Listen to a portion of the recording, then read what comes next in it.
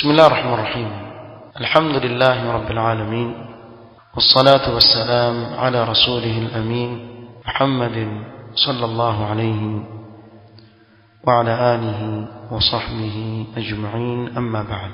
leo ikiwa ni tarehe 18 mwezi wa Dhulqaada mwaka 1438 katika kikao chetu hiki cha khair insha Allah, ambacho tukumbushana na kuhusiana katika yale ambayo wale wema waliotangulia wametuhusia na kutunasihi nayo, na wanaovioni kadhalika kutunasihi. Risala min wasaya salaf lishabab iliyoandaliwa na Sheikh عبد الرزاق ابن عبد المحسن البدر حفظه الله تعالى. Tulianza katika kikao kilichopita utangulizi wa hii risala ambayo asili yake kama nilivyotaja katika utangulizi kuwa ni muhadhara aliyozungumza Sheikh Abdul Razzaq hafidhahu Allah ta'ala, na moja kwa moja tutaingia katika wasia wa kwanza, alwasiyatul ula, katika zile nyasia alizozikusanya kadhaa, nafikiri ni 15 katika nyasia za salaf, na kuna nyasia nyingine lakini hapa kusudia kuzitaja zote, bali amekusudia kutaja nubdha, mfano na madhij ya wasia salaf kwa vijana, kisha akajaribu kufanya taaliqat ndogo ndogo. Qala alwasiyatu alula an abi al-ahwas qala abu ishaq wa huwa amr as-sabi'i ya ma'shar ash-shabab ightanimu ay shababakum قلما تمر بي ليلة إلا وأقرأ فيها 1000 آية وإني لأقرأ البقرة في ركعة وإني لأصوم أشهر الحرم 3 أيام من كل شهر والاثنين والخميس ثم تلا وأما بنعمة ربك فحدث.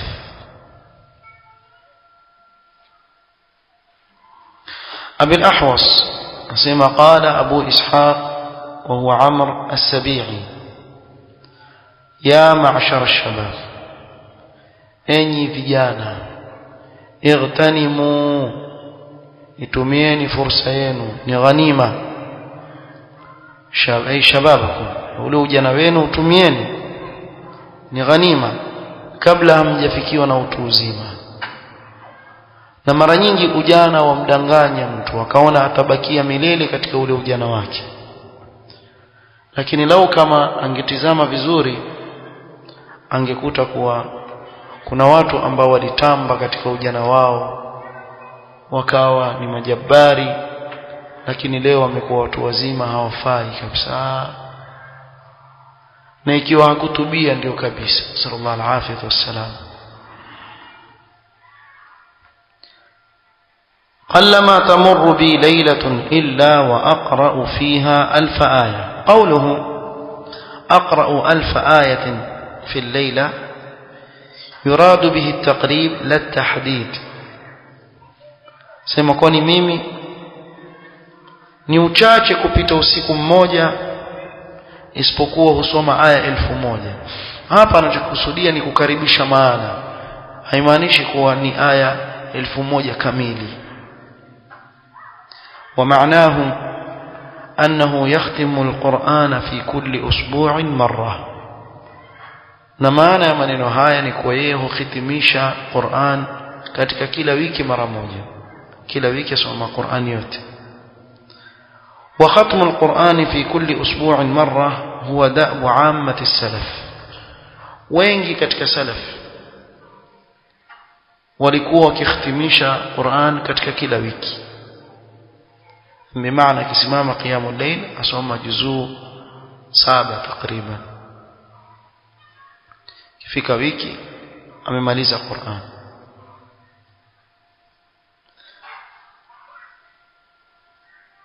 wa inni la aqra'u al-baqarata fi rak'atin, na mimi naisoma suratul baqara kwenye rak'a moja. Mtu mzima huyo. Wa inni la asumu ashhur al-hurum, fika miezi ya hurum pia hufunga ukithirisha somo. Wa 3 ayamin min kulli shahr, nafunga siku 3 kila mwezi, ayyamul bidh. Wal ithnain wal khamis, na nafunga siku ya Jumatatu na Alhamisi. Leo tuko kwenye siku ya Alhamisi, walillahi alhamdu wal minna. Sijui ni wangapi wetu wamefunga tulipokaa sisi. Tushakula tushashiba. Sallallahu yahdina. Thumma tala wa amma bi ni'mati rabbika fahaddith. Wa ni'ma za Allah subhanahu wa ta'ala zihadithia, kuzidhihirisha neema za Allah, wala sio makusudio yake kujionyesha. Ataka kuwahimiza vijana, kuamsha yani ijtihad kwa vijana katika kufanya ibada. وعن عمرو بن ميمون أنه كان يلقى الرجل من إخوانه فيقول, na Amr ibn Maimun alikuwa akikutana na ndugu yake yoyote katika ndugu zake yani waislamu, akisema laqad razaqani Allahu al-barihata min as-salati kadha wa razaqa min al-khairi kadha, Allah ameniruzuku jana katika swala kadha na ameniruzuku katika khairi kadha. قال أبو عبد الله الحاكم في المستدرك بعد إخراجه للأثرين السابقين, بعد يكوزتاج أثر mbili na kuzifanyia takhrij, akasema Abu Abdullah al-Hakim, فرحم الله عمرو بن عبيد الله السبيعي وعمرو بن ميمون الأودي, الله أورحمها ونوفيون وبيلي, فلقد نبه لما يرغب الشباب في العبادة, wametanabaisha mambo ambayo yawatia raghba vijana kufanya ibada. Wao walikuwa wahimiza vijana wafanye nini? Ibada. Kisha wakitaja mimi nafanya hivi na hivi na hivi. Wewe ni kijana una nguvu, bimaana waweza kufanya. Ikiwa yule mzee aweza kufanya, wewe pia waweza. وفي الأثرين أيضا التربية بالقدوة, kitizama katika athari hizi mbili utaona kuna malezi kwa kupiga mifano. Bimaana wewe uwe ni mfano mzuri kwa yule unayemlea. Usiwaambie watu kadha na wewe uko kadha. Mimi ninaanza sasa, mimi naswali kila usiku aya 1000. Kwa hiyo wawahimiza wale vijana wafanye nini? Wafanye ibada. فالشاب يحتاج إلى هذا المقام حتى ينشط ويسهل عليه الامتثال. Kijana hitaji mambo kama haya, simamo kama hii, ili na yeye apate nashat na iwe sahali kwake yeye kufanya nini? Kufanya zile ibada. Lakini ينبغي للمعلم أن يتنبه إلى حسن نيته وقصده, atakikana mwalimu atanabahi kuhusu suala la kuwa na nia nzuri na malengo mazuri katika kutamka yale aliyoyafanya, hatta la yaqa fi riyai fayuhbitu amalahu, isije akatangulia akateleza katika riya ikawa ni sababu ya kuharibu amali yake. Na baadhi ya watu wakataja, lakini ataja kwa ajili ya kujionyesha. Ataja kwa ajili ya kujionyesha, basi ataharibu amali yake, na sallallahu alaihi wasallam. Na bora mtu sio kutaja mpaka iwe imetokea dharura wahitaji kumweleza mtu, tamweleza, lakini asili yake ni kuwa mtu ibada zake za siri abakie nazo. الوصية الثانية ومن جملة وصايا السلف للشباب, كجملة وصية katika nyasia za salaf kwa vijana, ما جاء عن حماد بن زيد أنه قال دخلنا على أنس بن سيرين رحمه الله في مرضه فقال اتقوا الله يا معشر الشباب انظروا ممن تأخذون هذه الأحاديث فإنها من دينكم. حماد بن زيد رحمه الله الإمام asema tuliingia kwa Anas ibn Sirin rahimahullah katika maradhi alikuwa mgonjwa katika maradhi yake, tukaingia akatuhusia na kutuambia ittaqullaha ya ma'shara ash-shabab, mcheni Allah enyi vijana, unzuru mimman ta'khudhuna hadhihi al-ahadith, tizameni kutokamana na nani mwazipokea hadithi hizi, yani ilmu yenu ya dini tizameni mwaichukua kutoka kwa nani. Fa innaha min dinikum, hizo ahadithi ni katika dini yenu, na ilmu unayochukua ya dini katika dini yako. Wa hadhihi wasiyatun adhimatun jiddan, ni wasia adhimu mno, mkubwa mno. وهي أن الشاب المقبل على طلب العلم وتحصيل الحديث ينبغي أن يكون تحصيله له على أيدي أهل العلم الراسخين الأثبات. kijana wa Kiislamu anaelekea katika kutafuta ilmu na kupata ahadith za Mtume sallam, atakikana katika kutafuta kwake ilmu iwe ni katika mikono ya wanawavyuoni ambao miguu yao imekita kisawasawa katika ilmu al-athbat, ahli ad-dirayati wal-basira wal-akabir fi al-ilm, watu wanaofahamu penye elimu na kuiona, yani nuru ya ilmu wameiona zamani sana, na ilmu waifahamu vizuri sana, wakubwa katika ilmu. Na ndio maana utaona katika manhaj hii ya haki ya salafu salih, washekhe wetu watuhimiza kurejea kwa nani? Kwa wanavyuoni wakubwa, kinyume na ahlul bid'ah. Ahlul bid'ah walichukulia hili jambo kuwa ni katika makosa, katika uovu, kurejea kwa wanavyuoni, bali mpaka kusema maneno kama haya, hawa mpaka fulani aseme ndio watakubali. Wataka tukubali yako, tukubali ngo. Unawasema wewe tu yatakia nini?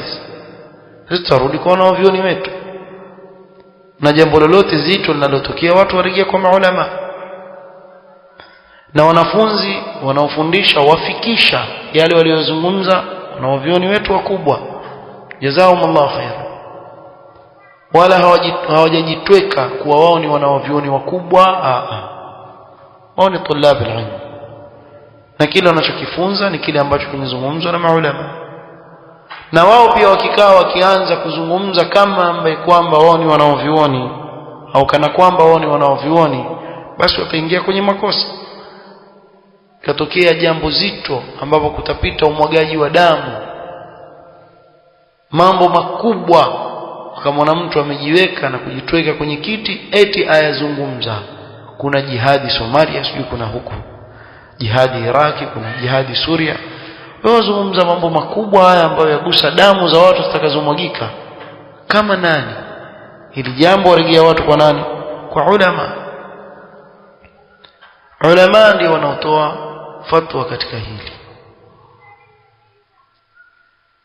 Kwa hivyo ni mambo au ni wasia mkubwa, la an ya'khudha al-ilma an kulli ahad, si kila mtu uchukua tu elimu kwake. Mwanzo yule mwenye kufundisha pia hutizama. Salafu walikuwa wakija kusoma humtizama mtu anavyoswali tu mwanzo. Ikiwa katika swala ana upungufu, waondoka nenda zao, hata wamuulize. Sasa ikiwa swala hajui kuiswali, atanifundisha nini? Atakupa kipi wewe?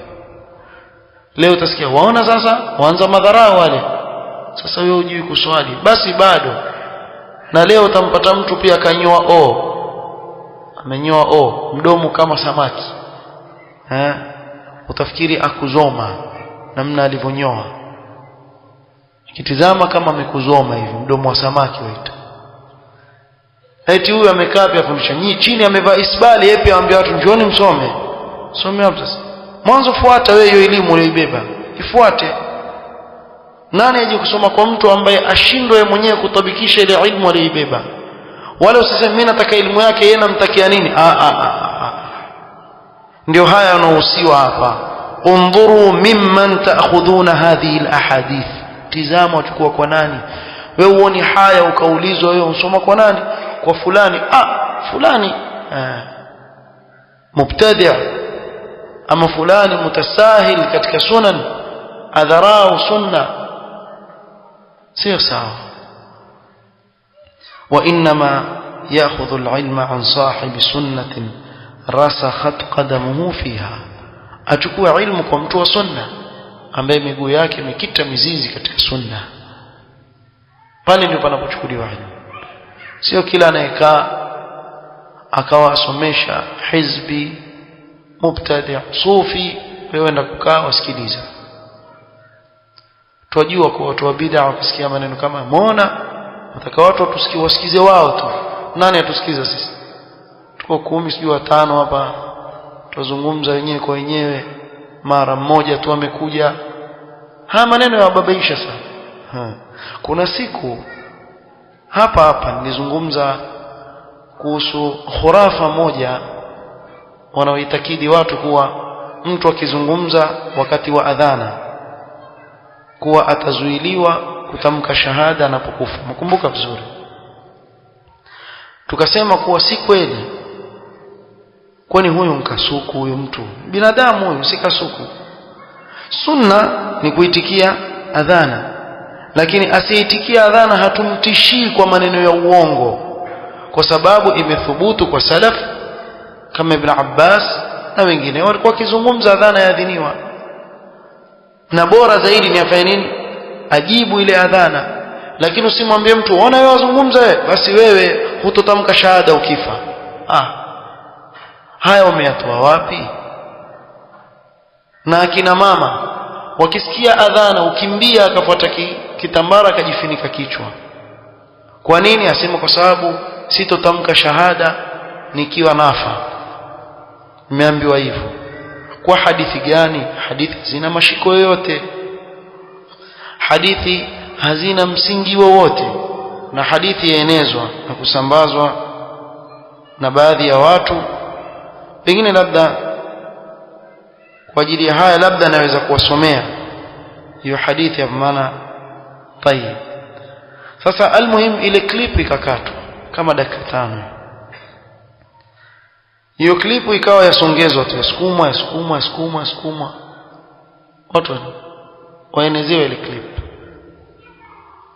mpaka nikaregeshwa mimi mwenyewe na mtu mmoja. Ndio mmoja, yeye hajui kama mimi ndio nazungumza pale, akanitumia hiyo message, asema huyu ni shekhe gani aliyekosa adabu? Anitumia mimi, hajui kama ni mimi ndio nazungumza. Kumuita anaitikia muadhini kasuku. Hapa tunasema anaitikia muadhini kasuku. Ukisema kuwa kumtishia mtu kuwa hata tamka shahada kwa sababu azungumza adhana ikiadhiniwa, kwani huyu mkasuku? Tukusudia anaitikia adhana nkasuku? Haya maneno yako wapi? Na hii tafsiri ya makhurafi iko wapi? Tena akasema kama hajui kusoma awaulize mashekhe wa kikweli. Message ninatumiwa mimi. Hiyo ni hadithi, si uswahili kama anavyosema yeye. Sasa mimi nasema huu ni uswahili, si hadithi. Huyo ananitumia ni very innocent, hajui kama ni mimi, wallahi hajui kabisa, wala hanijui kama mimi ndio nazungumza. Ni khurafi, lakini mtu mzima tumchukulie. Akasema mwambieni akasome. Kumbe mkweli waniletea kweli ujumbe, na sisi tuendelea kusoma na kuandika SAW in short form ya kumswalia mtume.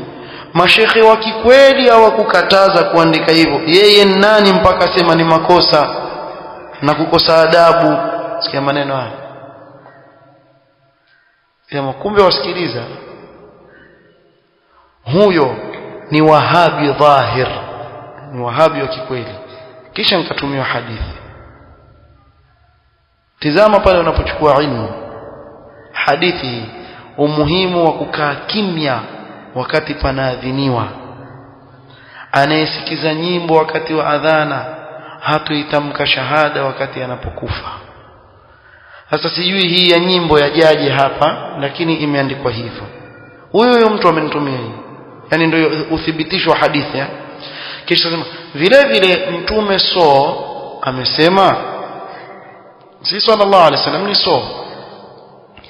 wacha kufanya kila kitu wakati kuadhiniwa. Mtume anasema haya maneno, wacha kufanya kila kitu wakati kuadhiniwa, hata kusoma Qur'ani.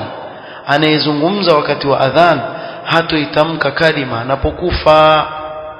Kisha ikaandikwa note chini, usipoieneza elimu hii utakuwa umenyima wale wasiojua kutojua. Watumie wengine wote wafaidike inshallah, amin. Opo. Sasa mimi maskini huyo mama hakujua kama ni mimi, ni mama mmoja yani na jamaa yetu tumia maneno, akamwambia naomba kujua hadithi hii imetoka wapi, kama anavyosema huyo Wahabi hapo na muunga mkono. Hii hadithi iko katika kitabu gani ili nitizame na mimi? Kama hutanipa itakuwa ni urongo na huyo Wahabi atakuwa yuko sawa. Sasa wewe nipe hadithi. Hakujibu. Kamtumia baadaye, ulipata tena. Sasa tizama namna watu wanavyodanganywa, kwa sababu mtu ajichukulia ilmu kokote, haswa awamu masakini. Tuona kokote wajichukulia ilmu, wala hawajali panapochukulia ilmu. Sasa hata yale ya sawa pia ya viringo yakafanywa kuwa si ya sawa. Ni kama anayekatazwa bid'a ya maulidi ikageuzwa, waona hatukataza kumswalia mtume. Yako wapi ya kumswalia mtume sallam na kufanya bid'a? Wapi na wapi? Kumswalia mtume sallam ni ibada, nani anayekataa? Na kufanya na kusherehekea mazazi ya mtume sallam ni bid'a, ni uzushi katika dini. Utaona wataka watu wasikize wao tu. Ndivyo ilivyo. Ikiwa wewe si mtu wa haki hustahili kusikilizwa. Mwanzo wengi wetu katika mujtamaa wetu leo imekuwa hawataki kusikia sauti ya watu wanaozungumza haki. Lakini Allah subhanahu wa ta'ala ameiandikia haki kuwa itadhihiri. Hakuna anayeweza kuizuia haki. huwezi kuizuia haki, itadhihiri tu. Waqul jaa alhaq wa zahaqa albatil inna albatila kana zahuqa. Kuna wangapi ambao walikuwa wakisikilizwa wakati wao, kisha baadaye watu wakachanukiwa na kufahamu kumbe ni watu wa batil, na kila mtu wa batil atafedheheka kwa namna hii. Mwisho watu watajua kuna watu fulani wale misimamo yao haibadiliki, ni hiyo hiyo tu, haibadiliki. Kwa hivyo achukue ilmu kwa mtu wa sunna. فعن ابن شوذب رحمه الله قال, ابن شوذب رحمه الله سمع: إن من نعمة الله على الشاب إذا تنسك. katika neema ya Allah juu ya kijana anapofuata msimamo wa sawa, anapokuwa na msimamo katika dini yake, yani idha istaqama, an yuwakhi sahiba sunnah, ay an yaqsida sahiba sunnah, amkusudie mtu wa sunna, yahmiluhu alaiha, ili amchukue na kumbeba, kumpeleka na kumwelekeza katika sunna.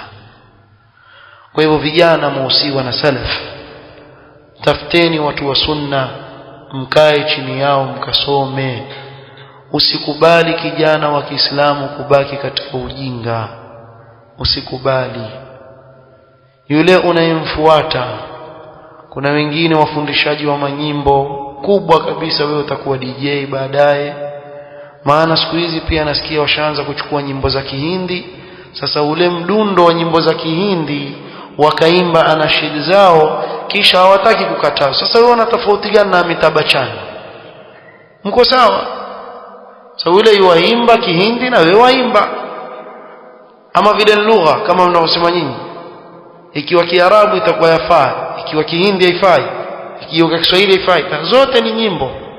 Iwe lugha ya Kihindi, iwe lugha ya Kiarabu, iwe lugha ya Kiswahili. Lakini sisi tunasema haswa hao huchukua haswa zile nyimbo katika zile filamu za Kihindi zile, wakazigeuza wakazifanya nashid.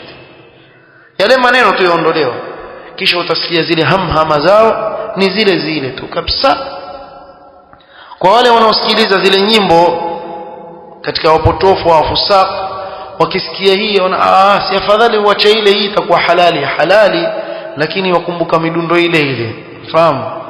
Hii sasa shahalalishiwa. Sasa ni kama kusema kuwa huyu nguruwe amechinjwa na Muislamu, sasa waweza kula. Alafu ukamwambia mtu wacha kusikiliza nyimbo, sikiliza anashid. Sheikh Al-Fauzan ametoa mfano mzuri sana, akasema huyu ni sawa na kumwambia mtu atawadhe na mkojo. Wudhu utapita pale au piti? Yatawadha na mkojo, tawadha, lakini tawadha na mkojo apiti najis. Wallahu almusta'an. وعن عمرو بن قيس الملائي رحمه الله تعالى قال: عن عمرو بن قيس رحمه الله تعالى قال: إذا رأيت الشاب أول ما ينشأ مع أهل السنة والجماعة فرجه. ukimwona kijana anapokulia katika ujana wake yuko pamoja na ahli sunnati wal jamaa, basi mtarajie khairi. Wa idha ra'aytahu ma'a ahli al bid'ah fayas minhu. Ama ukimwona fatana watu wa bid'ah, basi kata tamaa naye, kata tamaa. Yani ni uchache kufaulu mpaka aje apate lile kofi la fahamu, ni nadra sana. Wengi wao hutokomea, na mashallah hupenda sifa hao watu wanaokuwa na watu wa bid'ah, hasa wao siku hizi ambao kumekuwa na mavideo na nini. Kuna kama wao mashallah, hamjawaona nyinyi? Utaona wakitoa maklipu yale na video, ashapiga suti yake mzuri, ndio afundishwa dini, kwa suti nzuri kabisa na suruali kama ni musbil hatajali, kisha akitoa yale maono yake yakatiwa kwenye clip yale, afurahi amefanya jambo la maana kabisa. Lakini je, ndiyo kusoma dini huko? Ndiyo dini mtu afundishwa namna hiyo? Wallahu almusta'an. Kwa ukimwona yukulia na watu wa bid'ah, yule muoshe mkono, achana naye, kwisha. Ni kumuombea Allah amuongoze basi. Lakini salaf wasema fayas minhu fa inna shabba ala awwal nushu'ihi, kijana ni pale mwanzo anapokulia. Wa an Amr ibn Qais rahimahullah qala: inna shabba la yansha'u fa in athara an yujalisa ahla alilmi kada an yaslam. Kijana hukulia katika ujana wake, ikiwa atapendelea kukaa na wanawavioni na wenye elimu, huenda akasalimika. Wa in mala ila ghairihim kada ya'tabu ay yahliku. Na ikiwa atakwenda kwa wengine na kumili kwa wengine katika watu wa bid'ah na wengine katika fusaq, basi huyu akaribia kuangamia. huu ni wasia wa pili wa salaf. الوصية الثالثة ما جاء عن مالك بن دينار رحمه الله أنه قال: إنما الخير في الشباب، خيرك katika ujana. هذا تنبيه عظيم من مالك بن دينار رحمه الله لأهمية هذه المرحلة. هي تنبيه عظيم kutoka kwa Malik bin Dinar rahimahullah al-Imam, kuonyesha umuhimu wa marhala haya ya ujana. Wa anna shabba idha ahsana istighlalaha hasala khairan adhiman, na kuwa kijana akiutumia vizuri ujana wake basi atapata khairi kubwa sana. Wa asbaha ma hasalahu fi shababihi ركيزة وعمدة وأصلا ثابتا يبقى معه إلى مماته نفعا لنفسه ونفعا لأمته ونصحا لغيره. na itakuwa kile ambacho amekikusanya katika ilmu kwenye ujana wake ni kama nguzo amejiwekea na msingi ameuweka thabiti utakaobakia na yeye mpaka kufa kwake, kumnufaisha nafsi yake na kunufaisha umma wake na kunasihi wengine. Bainama idha lam yuhsin dhalika adaa ala nafsihi khairiyat hadhihi almarhala wa barakataha. Kinyume na hivyo, ikiwa hatafanya vizuri katika kuupeleka ule ujana wake kwa uzuri, basi ataipoteza nafsi yake, anaipotezea nafsi yake fursa ya khairi kama hii. Katika marhala kama haya atakosa ile baraka iliyo ndani yake. Wa indama yajtami'u lishabi quwwatu ash-shababi wa faraghu al-waqti wa wafratu al-mali bil-yadi fahadhihi takunu muhlikatan lahu. Na ikikusanyika kwa vijana vitu hivi vitatu, quwwatu ash-shabab, ana nguvu ya ujana, wa faraghu al-waqti, na yuko faragha, ana muda mwingi wa kuchezea, wa wafratu al-mali bil-yad, na ana mali katika mkono wake, basi ndio kuangamia. Huyo ataangamia. Kama qala al-qa'il, nauni Abu al-Atahiya, inna ash-shababa wal-faragha wal-jada mafsadatun lil-mar'i ayyu mafsada. فإذا انضم إلى قوة الشباب وفراغ الوقت وفرة المال أمر رابع، وهو كثرة الفتن وقربها من الشاب وكثرة أبوابها، فهذه من أعظم المهلكات للشاب التي يجني بها على مرحلة شبابه جناية عظيمة ويفوت على نفسه خير الشباب وبركته. Kwa hiyo kukusanyana haya mambo, ashabab walfaragh, wakati wa faragh, waljida, jida yani wafratul mal, mali iko nyingi, ana uwezo. Kisha kukaongezeka la nne, kathratul fitan, fitna zimekuwa nyingi za shahawat na shubuhat, zikawa ziko karibu zile fitna na yule kijana, na milango ya fitna ni mengi imemkabili. Basi haya ni katika mambo yanayomwangamiza kijana makubwa kabisa, katika mambo makubwa yanayomwangamiza kijana, ambayo yatamfanyia jinai ule ujana wake, jinai kubwa mno na kumkosea kabisa, ikawa atajipotezea nafsi yake khairi ya ule ujana na baraka yake. فمالك بن دينار رحمه الله كان يقول إنما الخير في الشباب، تنبيها منه على عظم البركة والخير في هذه المرحلة إذا وفق الله الشاب وعانه على استغلالها فيما يرضيه. هي تنبيه kutoka Malik bin Dinar rahimahullah juu ya baraka kubwa na khairi iliyoko katika marhala ya ujana, ikiwa mtu Allah atampa taufiki yule kijana na kumsaidia katika kuutumia ule wakati wake wa ujana wake kumridhisha Allah subhanahu wa ta'ala. Ni wangapi katika wazee leo ambao huhudhuria baadhi ya wakati katika darasa kama hizi, kisha wanapohudhuria utawakuta wakwambia, wallahi tutamani lau kama tungelipata haya mambo tukiwa vijana tungefaidika pakubwa mno. Na leo waona wengi katika vijana ambao hawana muda wa kuhudhuria darasa, lakini wana muda mpaka waambie wenzake, vipi bwana, twende tukauwe wakati utaua babangu, wewe ndio wafa, wakati uko vile vile utaondoka duniani. Jumatatu ni ile ile, la tar wala mabaitir, na msema hadhari, hauruki wala hautaruka, ni ule ule. Ijumaa, Jumamosi, Jumapili tabakia vile vile, itwa Ijumaa, Jumamosi ati unkufa wewe, Jumatatu itageuka Jumanne. Au usituletee hapa maneno kama haya kupoteza muda na kusema twende tuka kill time. Wewe ndio kuua time, sio sema naua wakati. Wewe hujaua wakati, wajiua mwenyewe, na ule wakati unaosema waua utakuja kuutamani siku ile uondoka duniani. Vijana Allah, vijana Allah, tujibidishe katika kutafuta ilmu. Hamasa tupunguze nyingi bila elimu. na kuna wengine ushabiki mwingi mashaallah, apenda da'wa ya sunna, apenda mashekhe wa sunna, lakini hasomi.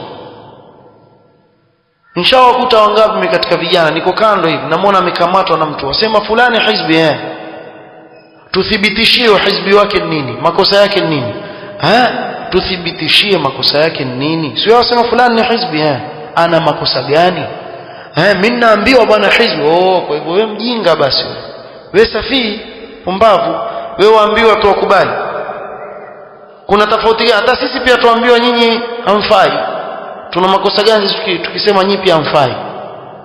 Ana makosa gani? Yeye pia anaambiwa. Thibitisha. Sasa kama hudhuria darasani utaanza hivi, kuna misingi ya Ahlus Sunnati wal Jamaa, yana dalili katika Qur'ani na Sunna. Miongoni mwa misingi ni msingi fulani, huo mtu akikosa huo msingi basi ashatoka katika sunna, kama alivyosema Imam Ahmad katika misingi aliyotaja katika kitabu cha kianza hivyo. Kuna msingi fulani, umeona yule shekhe huo msingi hana, ushamwona nao msingi, kweli hana msingi, kweli. Sasa wewe wasema mimi salafi, mimi bwana mimi salafi, kumbe salafi wa ushabiki. Hakuna usalafi wa ushabiki, usalafi ni kusoma. Bali katika misingi ya hii da'wa ni kufundishana ilmu. Qul hadhi sabili ad'u ila Allah ala basira. Sisi tuwalaumu miji hizbi na mijitu ya bid'a, hii yote haitaki kusomeshana hii dini na kusomeshana vitabu ambavyo vina faida ndani yake. Kisha leo kupatikana watu wana ushabiki mwingi lakini hawataki kusoma. Hawa watadhuru katika da'wa. Ya usome ya unyamaze kimya. Usiende ukajifanya watetea da'wa na wewe huna elimu, kwa sababu utaleta madhara. Watu watafikiria kwa hii da'wa ni ya batil, kwa nini hana hoja ya kuzungumza? Basi ndio wale wasema hawa kazi yao kufundisha watu kuchukia watu. Hawajafundisha watu kuchukia watu, tuwafundisha watu kuwachukia watu wa bid'a. Tumie neno hilo. Sasa huyu bid'a zake nini? Sasa njoo tukueleze. Huyu ana hili ana ile, mwambie arekebishe. Kama wewe mtu wa sunna, arekebishe hili na hili, arekebishe. Mwingine ambaye wewe wasema si mtu wa sunna, sisi tumwona yeye aweka ndevu, aika kanzu fupi, azungumza qala Allahu qala rasulu. Wewe hebu sikiliza darasa hii, atupiwa darasa, sikiliza mwanzo. Nikosolea hapa. Ukisikiliza wewe wasikia hadithi aya, visioni makosa. Sasa wewe mbona unasema hizbi shekhe wetu, mnamtoa kwenye usalafi? Sababu huyu hajielewi, hataki kusoma. Wacha hiyo mkubwa, hata akishikwa na mtu wa maulidi tu, lile jitu ambalo halina dalili yoyote, ambalo ndio sahali kuliangusha, pia huyu atamjiria, atamwambia inna Allah malaika tasawwa. Yeye akatazia watu kuswalia mtume, bwana amtolea aya. Sina kupa aya mimi, anipe wewe aya ya kukataza ama hadithi ya kukataza kumswalia mtume. Kumswalia mtume basi yafaa. Huyo ashaingia kwenye mtego, sababu hana elimu. Vijana tusomeni, tuache hamasa nyingi bila ya ilmu, tuache ushabiki. Mashabiki wamekuwa wengi, na ushabiki wao ni kwa sababu wakisikia zile rudud. Sasa kaandikwa kweli kweli, yule hana hoja kwa sababu huyu anayezungumza ana hoja. Sasa wewe kakae chini yake kasome, ndio na wewe pia uwe na nini, uwe na hoja. Usikae maskani kule ukakaa na ushabiki kwa sababu labda yule dai ni rafiki yako zamani, ukaanza yule tulikuwa pamoja bwana, mashaallah yule ndugu yetu yule bwana, kwa hiyo sisi tumsupport. Sasa wewe unaona ni mpira huu? Hii ni dini ya Allah. Nenda kasome, katafute ilmu. Hii ni dini ya Allah. Tuache ushabiki, tusome. Tuhusiana sote wanafunzi, tusome. Na tuhusia vijana wenzetu, turudini tusome, tutafute elimu ya dini yetu. Hapo ndio tutakuwa tumebeba silaha. Ile silaha ukishaibeba, nenda kokote, hakuna mtu atakutikisa. Yule fulani hizbi, nasema hizbi. Kwa nini? Akaa chini kufundisha. Kwa sababu hii na hii na hii. Qala Allah Ta'ala, qala rasuluhu. mtajia maneno salaf. Nenda kasome vitabu, hajavisikia vitabu maisha yake, sharh usul sunna Imam Ahmad, sharh sunan Muzani, nenda katika tauhid ibn Manda, nenda katika wewe hata kitabu cha tauhid, kitabu tauhid Muhammad ibn Wahhab hajui, nenda hicho kitabu, kisha umwambie kama vitabu vijue basi usome tauhid. Na huu ni msingi mkubwa katika msingi ya da'wa, na shekhi wako asomeshe tauhid. Sasa yafanya da'wa gani? Si da'wa ya mitume hii. Unaona, mpaka ajijue kweli. Siku moja nilimwona kijana mmoja amewekwa pembeni, simtaji, amewekwa pembeni akashambuliwa kweli kweli na wale jamani awamu. Mimi nikashindwa kusubiri, nikaja jamani, kuna nini bwana? Hao wasema ile shekhi fulani ni hizbi. Kaambia mkweli. Kivipi? Akaeni chini mueleze, kwa sababu hii na hii na hii na hii. Yule bwana sema sasa usi angetueleza hivyo ingelikuwa tumeelewa sisi, lakini huyu azungumza kisha akiambiwa sema hiyo nywa ndevu, nafanya hivi nafanya vile. Sasa hii madhambi haya, tena sema hivi wao pia waelewa, sema madhambi twajua, lakini hayajamtoa katika sunna. Sasa ukitueleza hiyo misingi ya sunna, hapo ndio tutajua kwa huyo ametoka katika sunna. Kijana kaja, wajua bwana, wallahi azungumza hivi kwenye kile kikao, wajua bwana, sisi tatizo letu hatuhudhurii darasa. Hivi hivyo sasa, tatizo letu sisi hatuhudhurii darasa. Wataka rescue kila wakati, ndio wale ngoja na kuitia, kisha aje kutafuta kusumbue. Twende bwana, twende kule, kuna nini? Yule bwana asema ataka hoja yule, mimi nimeshindwa bwana. Wakubali. Watu wa batili wataweza kuwaviringa watu ambao watakutafuta ilmu. Vijana tusomeni, tuahimizana kusoma, kutafuta ilmu, tena kwa nguvu zetu zote, tuhifadhi, tuelewe, tusonge mbele katika ilmu ya dini. Wallahi vijana wakisoma kisawa sawa, huu mujtamaa utabadilika, mujtamaa wetu utabadilika. Lakini ikiwa tutakubali kubaki katika ule ujinga, na ukienda kusoma wewe watakaraha, ukiambiwa uhifadhi wakimbia. Sasa hifadhi hadithi hii moja basi, kesho tutasikilizana, ajua kesho kuna kusikilizwa hadithi, aibu hii, acha mimi nikimbie. Huyo ajiona yeye mwerevu sana, yokimbia. Ikiwa kwa mtindo huu, basi sisi ndio tutakuwa chanzo cha kuwafanya watu waitusi sunna ya Mtume sallallahu alaihi wasallam. والعياذ بالله. نكتفي بهذا القدر والله تعالى أعلم. سبحانك اللهم وبحمدك أشهد أن لا إله إلا أنت أستغفرك وأتوب إليك. بارك الله فيك.